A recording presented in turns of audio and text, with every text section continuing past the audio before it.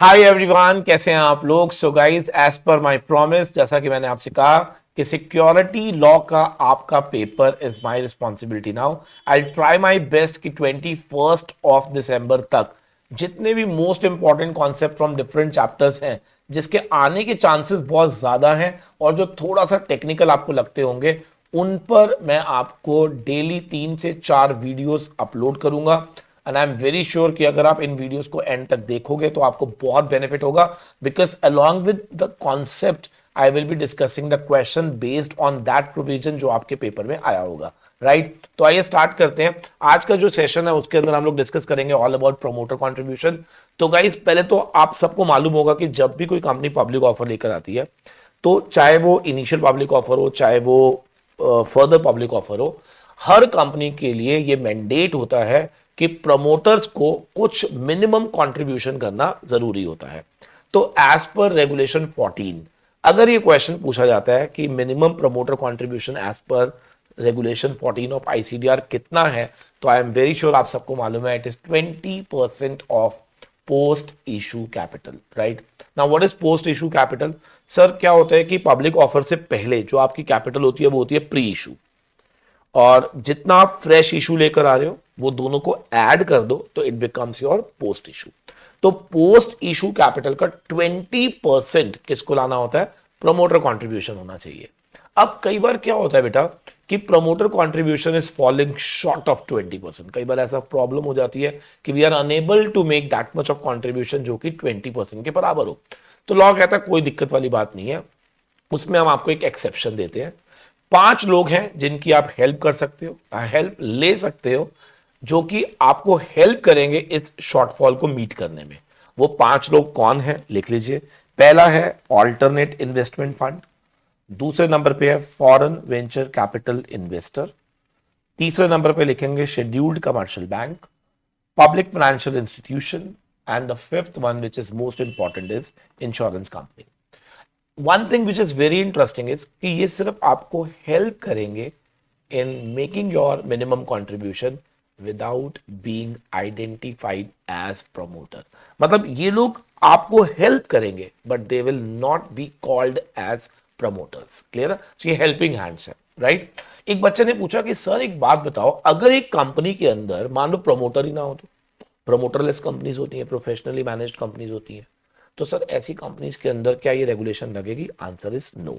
तो लॉ ने बहुत क्लियरली ये बात लिखी हुई है कि अगर कोई कंपनी में आइडेंटिफिएबल प्रमोटर नहीं पाया जाता है तो ये जो मिनिमम कंट्रीब्यूशन है वो प्रोविजन आप पर अप्लाई नहीं होगा।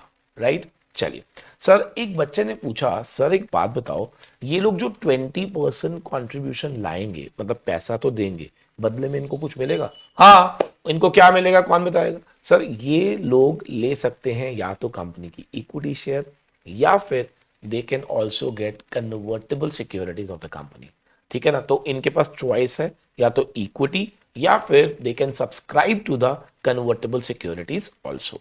तो अगर आपसे पूछा जाए कि प्रमोटर को ये जो 20% है इसके बदले में क्या मिलेगा, the promoter shall contribute 20% as stipulated in above, as the case may be, either by the way of equity share or by the way of subscription to convertible securities. Right? Sir एक बात बताना, ये जो आप condition बता रहे हो कि आपको 20% तक कंप्लीट करना है, ये कब तक करना होता है? तो याद रखना, आप लोगों को ओपनिंग ऑफ इशू से एक दिन पहले, I hope you all know opening of issue, closing of issue, फिर उसके बाद ये सब्सक्रिप्शन पीरियड होता है, फिर उसके बाद अलॉटमेंट पीरियड होता है, फिर उसकी लिस्टिंग होती है। I hope everybody is aware of this. तो बेटा जब ओपन इशू होता है उससे एक दिन पहले तक क्या आपको ये रिक्वायरमेंट पूरी करनी जरूरी होती है? Yes sir. एक सवाल पूछा गया, सर एक बात बताओ, ये जो प्रमोटर का पैसा होगा ये कंपनी कहां रखेगी और कब तक? क्या इसको हम कभी भी कैसे भी यूज कर सकते हैं? तो ये एक बहुत अच्छा क्वेश्चन है।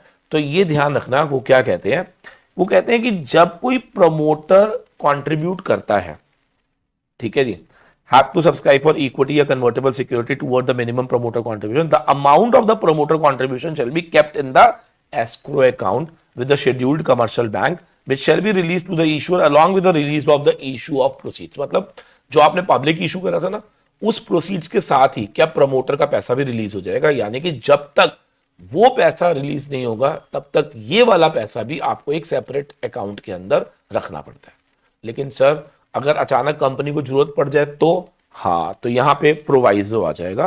प्रोवाइजो मतलब exception, where the promoter contribution is already brought in and already been utilized, the issuer have to give the cash flow statement disclosing the use of such funds in the offer document provided।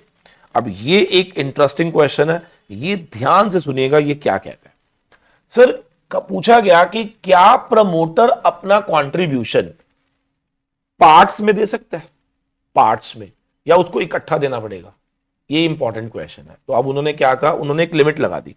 उन्होंने कहा देखो जी, अगर तो ये 100 करोड़ से ऊपर है तो आपको क्या करना है, 100 करोड़ तक तो आपको देना ही पड़ेगा, और जो बाकी का है, बाकी का जो पैसा है वो आप प्रोराटा बेसिस पे दे सकते हो। हां जी, कैसे दे सकते हो, प्रोराटा बेसिस पे दे सकते हो। मेरी बात को फिर से सुन लीजिए। सर अगर तो प्रमोटर कंट्रीब्यूशन 100 करोड़ से नीचे है तो सर लमसम देना है, लमसम देना है, ठीक है सर। और अगर ये 100 करोड़ से ऊपर है तो 100 करोड़ तो देना पड़ेगा बिफोर ओपनिंग ऑफ इशू से पहले, और जितना भी एक्सेस होगा, यानी कि मान लो 120 करोड़ है तो बाकी का जो 20 करोड़ बच जाएगा, क्या वो आप प्रोराटा दे सकते हो। बच्चा कहता है प्रोराटा कैसे, प्रोराटा जिस रेशो में आपने पब्लिक से पैसा मंगवाया होगा, क्या उसी रेशो में आप प्रमोटर से भी मंगवा सकते हो, लेकिन कितना, जो 100 से ऊपर वाला पोर्शन होगा।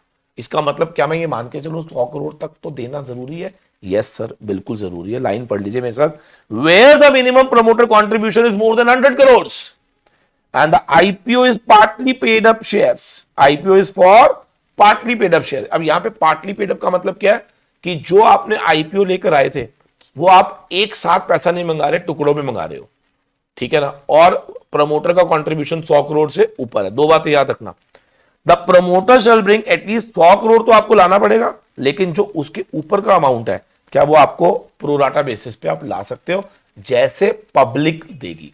समझ रहे मेरी बात को। मान लो पब्लिक दे रही है एप्लीकेशन, अलॉटमेंट, फर्स्ट कॉल, जिस रेशो में ये दे रही है क्या उसी रेशो में आप भी दे सकते हो, लेकिन कितना, सारा या 100 करोड़ से ऊपर वाला, 100 करोड़ से ऊपर वाला। वेरी गुड यार। अब नेक्स्ट क्वेश्चन आ जाता है, सर एक बात बताओ, ये तो आईपीओ हो गया, सर एफपीओ में प्रमोटर कंट्रीब्यूशन कितना होता है। ये बड़ा इंटरेस्टिंग क्वेश्चन है, ठीक है ना। एफपीओ का भी प्रमोटर कंट्रीब्यूशन कितना होता है, रेगुलेशन 113 क्या कहती है रेगुलेशन, आपको either to the extent of this और दिस, मतलब दोनों में से कुछ भी आप ला सकते हो। अब दोनों में से कुछ भी क्या, 20% of the proposed issue size. बच्चा कहता क्या मतलब, what is proposed issue size. देखो मैं आपको बताता हूं, मान लो हमारा प्रपोज्ड इशू आ रहा है 200 करोड़ का, तो उसका 20%, यानी कि सीधा सीधा कितना हो गया, 20% निकालोगे तो 40 करोड़। या फिर पोस्ट इशू कैपिटल, हाँ जी क्या बोला मैंने, पोस्ट इशू कैपिटल के अप टू 20%। अब बच्चे को ये समझ नहीं आता भाई, ये बच्चे के पल्ले नहीं पड़ता। सर क्या कह रहे हो, आओ मैं आपको समझाता हूं। देखो एफपीओ का मतलब होता है फर्दर पब्लिक ऑफर। क्या मान के चलूं पहले आईपीओ आ चुका था, राइट। आईपीओ के अंदर टोटल आईपीओ था 100 करोड़ का, तो क्या मैं मान के चलूं कि आप ऑलरेडी 20 करोड़ दे चुके थे, क्योंकि जब आईपीओ आया होगा तब आपने रेगुलेशन 14 फॉलो करी होगी।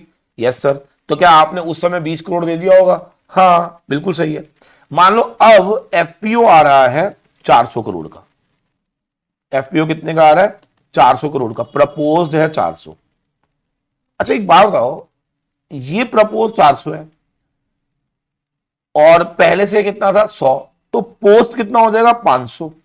हाँ, तो अब लॉ कह रहा है, ध्यान से सुनो, या तो 400 करोड़ का 20%, ठीक है सर, कितना हो गया 80, या फिर टू दी एक्सटेंट उतना ले आओ कि ये 20% हो जाए किसका, पोस्ट इशू का। तो बेटा 20% ऑफ पोस्ट इशू कितना, 100 नहीं लाना, उतना ले आओ कि ये 100 हो जाए। पहले कितना दिया हुआ था 20, तो क्या 80 और ले आओ। सर आंसर तो सेम आया। हाँ, तो फिर सर मेरे को तो ये समझ नहीं आया ये लॉ क्यों लिखा गया। सर मेरे को ना एक्चुअली में 1 मिनट आपको मैं रीजन दे सकता हूं, अगर आप पेशेंस रखो तो। रखोगे? चलो, मान लो आपका आईपीओ था 100 करोड़, मैंने कहा 20 करोड़ आपका मिनिमम था, याद रखना। कितना था मिनिमम? क्या ऐसा हो सकता था कि आप 40 ले आए थे? हाँ सर, ये तो हो सकता है। ठीक है, एफपीओ आया 400 करोड़ का। एफपीओ कितने का आया? 400 करोड़ का। अब बताओ मिनिमम कितना होगा इन केस ऑफ, मतलब एफपीओ में ना, मैं इसको बार बार प्रपोज्ड बोल रहा हूं, ठीक है ना। प्रपोज्ड कितने का है? 400 करोड़ का है। डन। आप मुझे बता दो, यहां पर प्रपोज्ड इशू 400, 400 का सीधा सीधा 20%, यानी कि 80 करोड़ तो यही हो गया। या फिर इतना ले आओ कि ये to the extent of 20% of post issue हो जाए। पोस्ट इशू कितना होगा? 500। 500 का 20% कितना होगा सर? 100 करोड़। और पहले ऑलरेडी कितना आ चुका है? 40, तो 60 ले आओ। अच्छा, टू दी एक्सटेंट मतलब 20 ऑफ पोस्ट इशू नहीं, उतना ले आओ ताकि वो 20 तक हो जाए। अच्छा, आप ऑलरेडी कितना ला चुके हो? 40, तो 60 और ले आओ। ठीक है सर, समझ आ गया सर, अब क्लियर हो गया आप क्या कहना चाह रहे हो। सर इसका मतलब ये हो गया कि अगर आईपीओ ने उसमें 20 से ज्यादा दिया होगा तो क्या यहां पर उसको कम देना पड़ सकता है? बिल्कुल सही, यही मैंने बोला। क्या सबको क्लियर है? लेकिन अगर वो आईपीओ के टाइम पे भी 20 लाया था तो सर वे दोनों में सेम आंसर आएगा, याद रखना। समझ आ गई मेरी बात? जैसे पिछले वाले एग्जाम्पल में अगर आप आईपीओ के समय पे एग्जैक्ट 20 लेकर आए थे, देखो आप 20 लेकर आए थे, तो आप बेशक 20% ऑफ प्रपोज करो या फिर up to the extent of 20% of post issue करोगे तो भी 80 करोड़ ही आएगा, ये ध्यान रखना। क्या सबको क्लियर है? तो ये लर्न कैसे करना है दोबारा बता दो। सर एफपीओ के केस में आप ये कह रहे हो 20% या तो प्रपोज का या टू द एक्सटेंट कि वो 20% किसका हो जाए? पोस्ट इशू कैपिटल का। बहुत बढ़िया सर, बहुत बढ़िया। अच्छा, यहां पर ना एफपीओ के केस में ना ये ध्यान रखना कि अगर कंपोजिट इशू है, कंपोजिट इशू क्या होता है? जहां पर राइट इशू भी साथ में होता है। जहां पर क्या होता है? राइट। तो आंसर यही है, बट राइट इशू एक्सक्लूड करके बताना। इसका मतलब जो पोस्ट इशू कैपिटल आप लोगे ना, उसमें राइट इशू इंक्लूड नहीं करना, बस याद रखना। सिर्फ कौन सा वाला पोस्ट इशू कैपिटल लेना? जो आप पब्लिक से ले रहे हो, एक्सक्लूडिंग राइट इशू। एग्जाम्पल दे दूं, देखो मान लो प्री था 100 और पोस्ट में पब्लिक से ले रहे हो आप 400 और राइट इशू आ रहा है 100, तो यहां पे पोस्ट इशू कैपिटल ये लेनी है, राइट इशू वाली इंक्लूड नहीं करनी। सिंपल, क्लियर है? ठीक है सर, समझ आ गया आप क्या कह रहे हो। आप ये कह रहे हो कि सर एफपीओ के अंदर रेगुलेशन 113 लगेगी, मिनिमम प्रमोटर कंट्रीब्यूशन जो होगा that will be 20% of the proposed issue, या टू द एक्सटेंट कि वो 20% किसका हो जाए? पोस्ट इशू कैपिटल का हो जाए। डन सर, ठीक है। और अगर इन केस अगर ये कंपोजिट इशू है जहां पे राइट इशू भी साथ में आ रहा है, तो सर इतनी सी बात याद रखनी है, 20% ऑफ प्रपोज्ड या 20% of post issue, but post issue में राइट वाला पार्ट हटा देना। Done, very good. अब इस पर क्वेश्चन क्या आया था, उसके लिए एक रेगुलेशन मैं आपको और ऐड करवा रहा हूं। मैंने कहा मिनिमम कंट्रीब्यूशन कितना होना चाहिए? 20%। अब रेगुलेशन 115 कहती है कि भाई ये मिनिमम कंट्रीब्यूशन में कुछ सिक्योरिटीज ऐसी होती हैं जो इनएलिजिबल होती है। मतलब अगर आपके पास ऐसी सिक्योरिटीज हैं, अगर आपके पास ऐसी कोई भी सिक्योरिटीज है जो रेगुलेशन 15 में लिखी हुई है, तो they will not be treated as eligible while counting your 20% contribution. अब वो कौन सी सिक्योरिटीज है, सुनिएगा ध्यान से। पहली, अगर आपने कोई भी सिक्योरिटी यानी कि प्रमोटर ने कोई भी सिक्योरिटी को एक्वायर करा था for consideration other than cash, for consideration other than cash, मतलब सिक्योरिटीज एक्वायर करी थी लेकिन आपने पैसा ना देकर क्या कुछ और दिया था। यानी कि मान लो मैं प्रमोटर हूं और मैंने अपनी कंपनी में शेयर्स एक्वायर करने के लिए पैसा ना देकर कुछ और दिया था, ठीक है sir. And revaluation of asset या capitalisation of intangible asset is involve. अब बच्चा कहता सर ये नहीं समझ आता हमारे को कभी भी, तो मैं आपको एग्जांपल देता हूं। मान लो कि मैंने आप लोगों को अपनी कॉपीराइट्स दिए हैं, तो कॉपीराइट्स आर इंटैंजिबल एसेट्स, और बदले में आपसे मैंने शेयर ले लिए, तो वो शेयर काउंट नहीं होंगे 20% कंट्रीब्यूशन के लिए। अच्छा सर, आप ये कह रहे हो कि अगर प्रमोटर ने कोई शेयर लिए हैं अगेंस्ट, कम ऑन, अगेंस्ट किसी इनटैंजिबल एसेट्स के against, against any intangible asset के अगेंस्ट, तो वो हम यहां पर एलिजिबल नहीं मानेंगे। क्या यहां तक क्लियर है? ठीक है। या फिर प्रमोटर के पास शेयर्स आए हैं by the way of bonus, और ये बोनस कौन सा था पता है? जिसे दिया गया था बाय यूटिलाइजिंग रिवैल्यूएशन रिजर्व या unrealised profits of the issuer, या bonus against equity share which are ineligible for minimum promoter quantity. क्या मतलब है? सब देखो, मेरी बात को ध्यान से समझना। आपको मालूम होगा कि bonus can not be given from revaluation reserve. तो अगर आपने प्रमोटर को शेयर दिए हैं और वो शेयर उसको फ्री में मिले हैं एज बोनस, और वो बोनस भी कहां से दिया गया? By utilising revaluation reserve, sir ये तो वैलिड ही नहीं है। तो फिर ऐसी सिक्योरिटीज को हम क्या मानेंगे? इनएलिजिबल सिक्योरिटीज मानेंगे। ठीक है ना? तो अब मैं आपसे सवाल पूछूंगा, इस पे प्रैक्टिकल क्वेश्चन आया, अभी दिखाने जा रहा हूं मैं आपको। मान लो प्रमोटर के पास सिक्योरिटीज है, वो ये जानना चाह रहा है कि मेरी सिक्योरिटीज 20% के लिए एलिजिबल है या नहीं। उन्होंने कहा जी देखो ऐसा है, वो सिक्योरिटीज एलिजिबल नहीं होंगी। पहली बात, जो आपने एक्वायर करी थी for consideration other than cash, जिसके लिए आपने कंपनी को पैसा नहीं दिया था, कुछ और दिया था, और वो कुछ और क्या था? इंटैंजिबल एसेट था। या फिर आपको वो शेयर बोनस से मिले थे और वो बोनस आपको दिया गया था आउट ऑफ रीवैल्यूएशन रिजर्व, या फिर बोनस दिया गया था उन शेयर्स के अगेंस्ट जो ऑलरेडी इनएलिजिबल थे। मान लो अगर कोई शेयर इनएलिजिबल है तो उसका बोनस भी क्या होगा? इनएलिजिबल होगा, राइट? ठीक है सर। एंड वेरी इंटरेस्टिंग, अगर प्रमोटर के पास कोई भी ऐसी सिक्योरिटीज है जो उसने क्या कर रखी है? प्लेज करी हुई है, तो वो भी प्रमोटर कॉन्ट्रीब्यूशन का पार्ट नहीं होंगी। ठीक है सर। सर मैंने जितना पढ़ा है एक बार फटाफट से देखेंगे। Minimum promoter contribution 20% of proposed issue, post issue capital. Sir आपने ये भी बोला कि 5 लोग उसकी हेल्प कर सकते हैं। फिर आपने ये बोला कि वो सब्सक्राइब कर सकता है इक्विटी या कन्वर्टेबल सिक्योरिटी इशू से एक दिन पहले।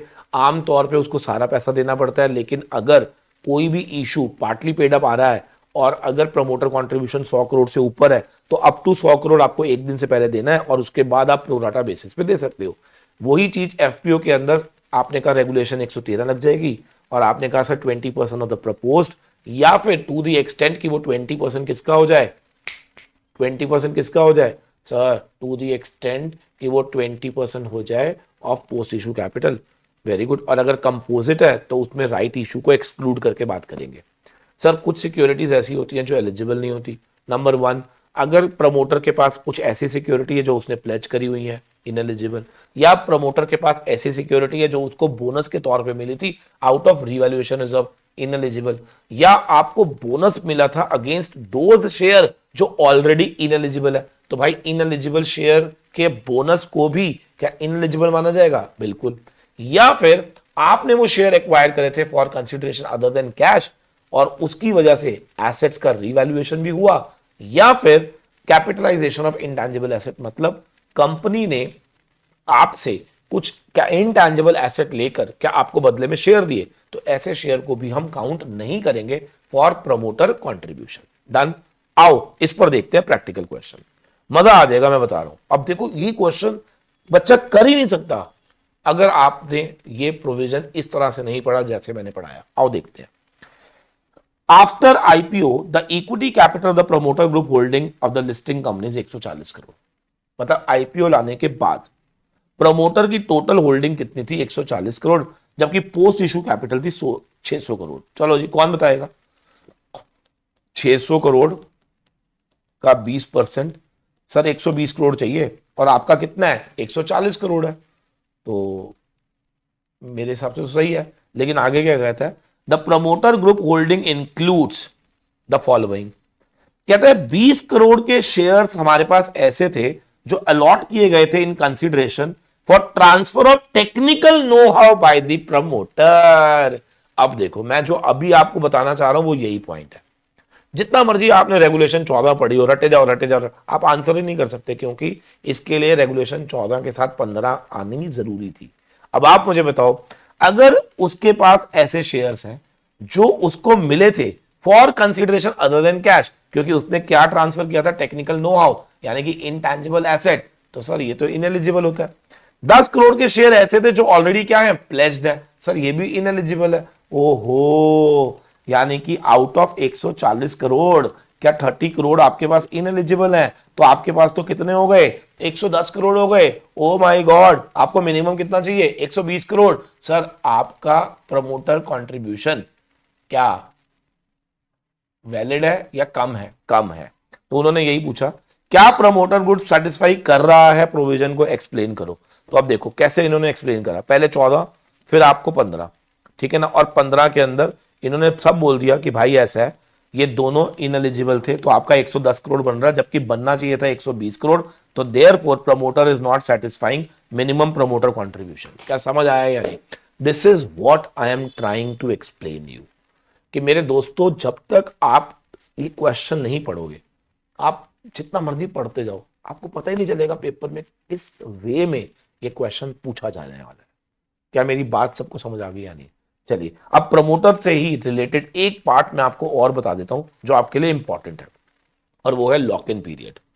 सर ये लॉक इन पीरियड क्या होता है? देखिए मेरी बात को ध्यान से सुनिएगा।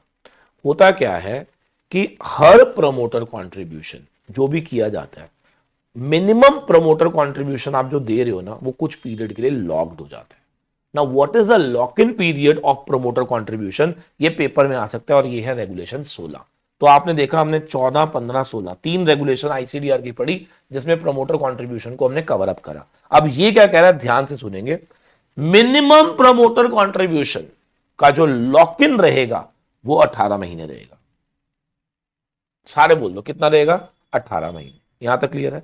लेकिन अगर जो पैसा आ रहा है फ्रॉम दिस पब्लिक इशू, अगर आपका मेजॉरिटी पैसा किसी कैपिटल एक्सपेंडिचर के लिए उठाया गया है, तो प्रमोटर कंट्रीब्यूशन को लॉक किया जाएगा 3 साल के लिए।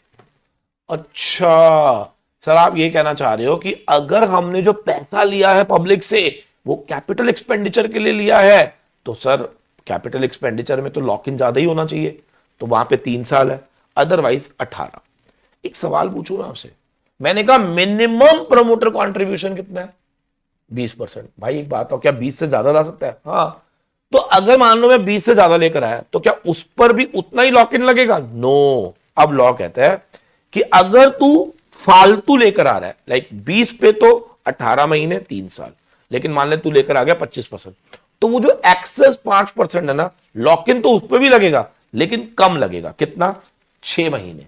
और अगर हम मेजॉरिटी प्रोसीड्स को कैपिटल एक्सपेंडिचर में लेके जा रहे हैं, तो इट इज ओनली 1 ईयर। क्या सबको क्लियर है? बच्चा कहता है सर चार्ट बन सकता है, बिल्कुल बन सकता है सर। लिखो लिखो, लॉक इन पीरियड, यहां लिखो मिनिमम, यहां लिखो एक्सेस। मिनिमम में लिखो सबसे पहले, कौन बताएगा? 18 मंथ्स, 3 इयर्स, 6 मंथ्स, 1 ईयर। ठीक है जी। ये कब लगेगा? अगर मेजॉरिटी कैपिटल जो प्रोसीड्स है वो कैपिटल एक्सपेंडिचर में जाएंगी, तो आपका ये पीरियड हो जाएगा। समझ आ गया जी? बिल्कुल समझ आ गया सर। अगर ये समझ आ गया तो रेगुलेशन 16 खत्म। बोलो। अब इसमें ना एक पॉइंट और है, ये भी सुन लो। सर आप सबको मालूम होगा कि प्रमोटर को एसआर शेयर मिल सकते हैं। हाँ बिल्कुल मिल सकते हैं। अब मेरा एक सवाल है आप सभी से, अगर एक प्रमोटर के पास एसआर शेयर है तो उसका लॉक इन क्या होगा? तो लेट मी टेल यू क्या कह रहा है लॉ, ध्यान से सुनना।